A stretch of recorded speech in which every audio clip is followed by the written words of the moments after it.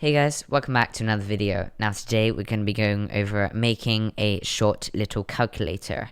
Now as you can see in front of you, this is a more complicated calculator, but we'll be making something similar to this, but just a lot more basic or learner friendly, beginner friendly, more like.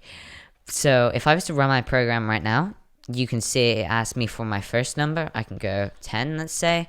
Then I can go my second number, and we can do like 5. And then with this calculator, we can do a choice between divide, minus, plus, or times. Now I'm going to do times, let's say, and then it gives me 50. So this is a very, very simple calculator, but yeah. Okay, so to start off with, I'm going to start off by creating some inputs inside of some variables. So let's do number 1, and we'll do the input.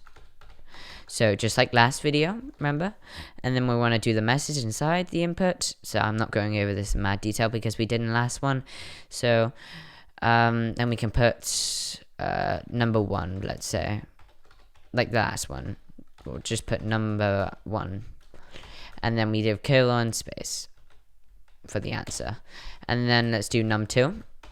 So we want a second number, and then we want to do number 2, let's say, not 3. And then we can come down here and we can actually send our message. Well, we can make our actual calculation.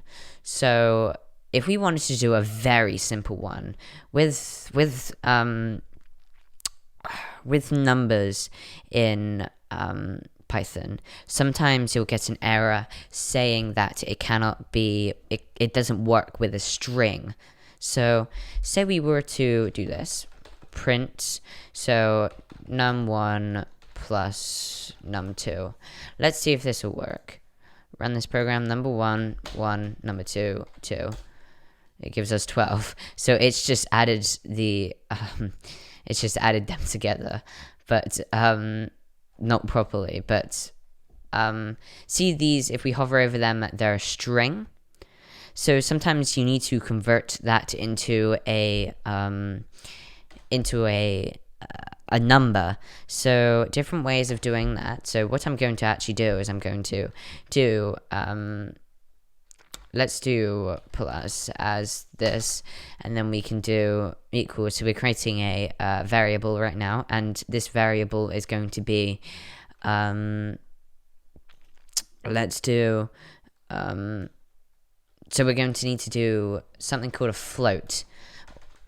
That's not right. There you go, float. So if we were to do this,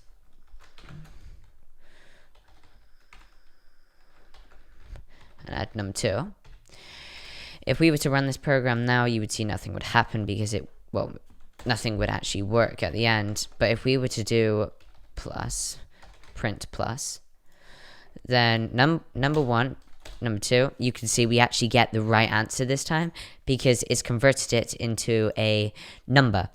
Okay, so why I like to use floats is because if I wanted to, I could add decimal points to my numbers. So I could do 1.5 plus 1.5, let's say, and it will give us 3, right? So it'll allow me to do decimal points, but then we could also do an int like this, it gives an integer.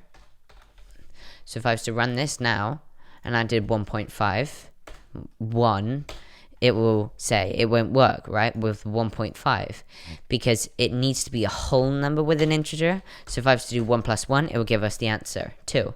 So I use float because it does decimal points, but then again, in some programs, you're going to need to know how to do an integer, I can't say it, sorry, but you're going to need to know how to do it. So it's just there for me to show you, basically. So right now we have made a very simple calculator that does questions like addition for us. So you can see we have addition. What if we wanted to do a little bit more calculations, basically? Well, let's start off with making another calculation. Let's do subtraction. So I'll do sub, and then we want to do float again, and then we want to do num1, and then just the minus, and then we need to do float again, and we need to do num2. Okay, so now what we can do after we have these is that if I come over here and make another one, call it calc, as in what calculation, we can do input calculation. We're gonna need to add speech marks to this. So let's do that. And then now, instead of printing plus, we can print the calculation. So what we can do is, well, actually, no, we don't want to do that. We want to remove this altogether, and then we want to do an if statement. You remember when we did those? So if we do if calc is equivalent to, these two equals means equivalent to, and then we want to do, so basically, what is the answer? What do we put in? So say we do plus for the first one. So if they put in plus, then with the colon, remember? Colon with then, enter.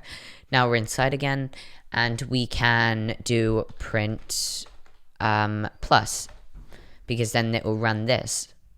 So now we can come down here and do if calc is equivalent to minus, then we can do print sub. And then now if we were to run this, we can do number 1, 10, number 2 is 2, and then calculation, let's do plus, and we should get 12.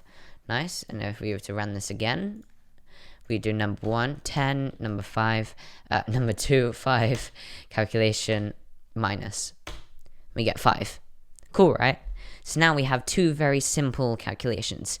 Now, with this calculator, you can expand as much as you possibly want, such as expanding this much, but you can expand and add as many different bits you need to it, so as many different types of calculations you can do. So remember some of them. So like / means divide, plus means plus, minus means minus, and star means times, and this means to the power, I'm pretty sure.